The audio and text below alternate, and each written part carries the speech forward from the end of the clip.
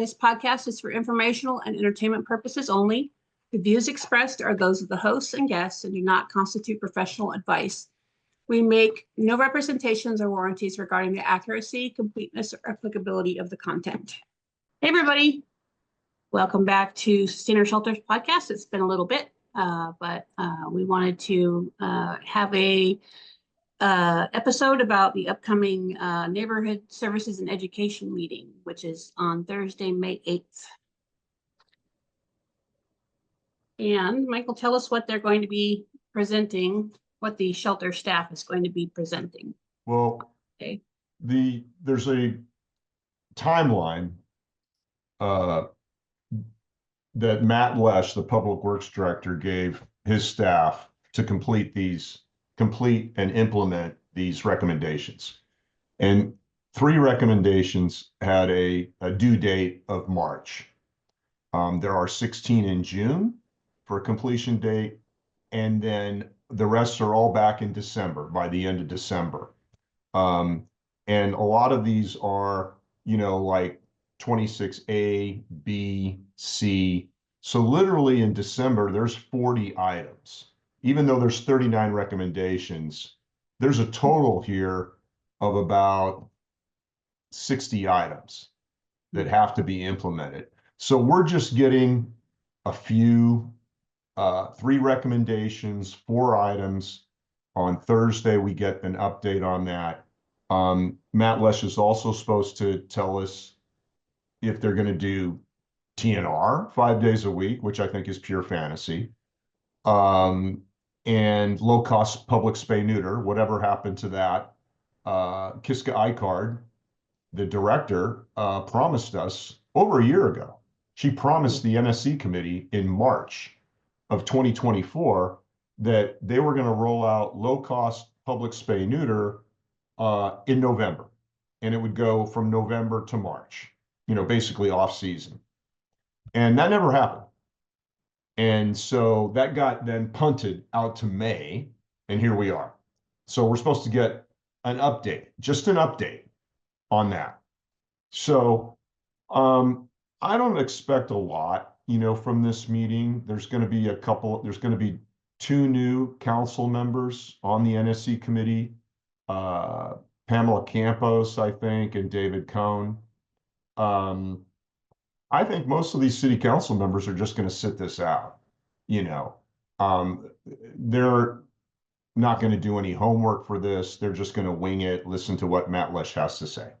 So I know we both checked earlier today, but I haven't checked this evening. And so far, we haven't seen a written report added to the agenda from Matt Lesh. It says verbal report. I checked literally 5 minutes ago before we came on. Okay. Usually you see it published on the committee's website ahead of time, like they do with the annual report every year, but I've seen nothing. Right. Okay. I mean, to me, maybe this is just me, but when he says, that it says there that he'll be giving a verbal report, that just sounds like he doesn't think it's that important to, maybe he has nothing to report. They haven't done a lot, so. No, I mean, we can briefly review the recommendations here. I've got my rally cap on. I'm totally under the weather. I've got a fever and chills and the whole 9 yards. So maybe we can power through this, but it's important. It's important to share this with the community and the stakeholders out there. So recommendation 5 is basically the shelter's outreach programs via social media, etc., on how to prepare the community for kitten season, basically. And when intervention is appropriate for community cats. Okay, that's recommendation 5. Recommendation 10 is to provide accurate information to the public with the current process for a community member to book a TNR appointment. And then 7A and 7B are to provide clear criteria when euthanasia may be considered. And 7B is to formalize the process by which uh, requests for delaying euthanasia are handled. So basically, three pretty basic recommendations. I'm sure, this didn't take up a lot of staff's time. And as I mentioned earlier, a lot of this is backloaded, right? We have 16 recommendations due in June, and then literally 40 items in December. So I don't expect a lot out of this meeting. Yeah, I know, I heard it from a little birdie that they've been busy writing procedures over there at the shelter. So, maybe they're actually working on some stuff, but as far as TNR having it on the website for people to sign up, they've done very minimal effort on that. There's like a form that you can fill out, and then I guess you find out if anybody's going to respond to you after that. So, Yeah, I know the city auditor, he and I have had these discussions, and he said that, I asked him about that appointment, the front end, right? I said, are you mhm, going to monitor whether these people get a reply back in a timely manner?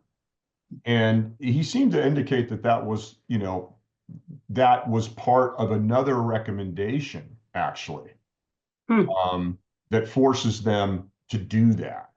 So, we'll have to wait and see. But he also made note that there can be backsliding, yeah, and they're not going to, his auditor team is not going to check for backsliding. So if we see that some of these recommendations have been implemented and then they stop doing them, they don't mm, sustain performing them, then it's up to us to get a hold of the chairman of NSE or your city council member, what have you, mhm. and make that known. So again, it's on the community to monitor this and see if they actually sustain these recommendations, because the auditor is not going to stay on them. Yeah. I mean, I guess that makes sense. They can't be on top of everybody all the time because they do other audits too. And No, they do about between a dozen and 12 to 18 audits a year, so they have their whole work plan mapped out. yeah, Um, and so yep, So the meeting is Thursday, March 8th, May 8th. And it'll I'm sure Matt Lesh will take the lead. Kiska won't really have to say much. And the city council members will just sit there and, you know, they won't really care. I think they're taking a back seat to all of this. yeah, And it's sad because if these animals had voices, if they were human beings at a city-run hospital, they would be suing. They would be yeah, suing, and the insurance carrier would probably have to drop coverage, and San Jose would have to close down the hospital. yeah, Um, and we've seen this at hospitals. Either you take on a number of lawsuits, and the board of directors say, "Hey, we can't do this anymore. We need a management change." So they yeah, change the management in order to continue. Otherwise, the insurance company is going to back away and say, "We can't do this anymore." And the only reason this doesn't happen here is because these are animals that don't have a voice, that don't have mhm, an owner. They're poor, defenseless animals, and yeah, the city just doesn't care. You cannot tell me, you cannot look me in the eye. The top administrators at the city, you cannot look me in the eye and tell me that you care. I don't even think Matt Mayen cares. I really don't. I yep. think this is He's just got other another, priorities. Yeah, yeah, this is just another political issue. Um, yep, you know, the city got embarrassed a bit due to the news coverage, so that Matt Mayen had to request an audit and show that, he was actually, you are know, you trying there? to do something. But there is no way, there was no way that any of these directors, if this happened in Silicon Valley at Google, Intel, or Microsoft, no, they wouldn't last. But um, this is city government, and San Jose has a lot of issues, And it just seems like there are a lot of old timers there who have been there for 20 some odd years. And this is how they play the game. They want all of us just to disappear, go away. They give us an answer. They don't even care if it's the right answer, if it's accurate. They just want us to go away. They like, tell Mike Wagner this and we'll go away. Yeah, so I just think that there has been no smear campaign. There's just been a lot of facts Right. and a lot of highlighting and people turning on a flashlight and showing how negligent and incompetent the management team of this shelter is. And Mhm. there's no recourse. I mean, nobody cares. There's no accountability. Matt Mann talks about his accountability initiative for merit raises and whatever. Well, how about Mhm. accountability just for doing your job? And Right. we haven't seen that at all. Um, and, you know, he's going to have a problem. I'll go on the record. If he thinks he's going to run for governor of California someday, this will follow him. What happened to these animals will follow him. Right. And I think that on a national stage, you know, a statewide stage, that's going to be a big turnoff to a lot of people, especially in the Yeah. state of California. All right, Yeah. a sea of blue, a Democratic bastion, um, and so he has no chance. And I'll be standing there in the crowd, letting people know, Yeah. you know. So I think he's playing this terribly wrong, but that's his choice. Yeah. I mean, yeah. That about says it. I asked to have a meeting with him a couple of months ago, and Jim Reed, his chief of staff, came back to me and said, Mike, we know what your opinion is. We know about your advocacy for the animals, and you've shared a lot with us and already. So there's really no reason to have a meeting. Right. And mind you, his chief of policy, Mackenzie Mossing, created a meeting for us back in February of 2023. Mhm. And here we are, over 2 years later, and nothing's really changed. Yeah. So Same old.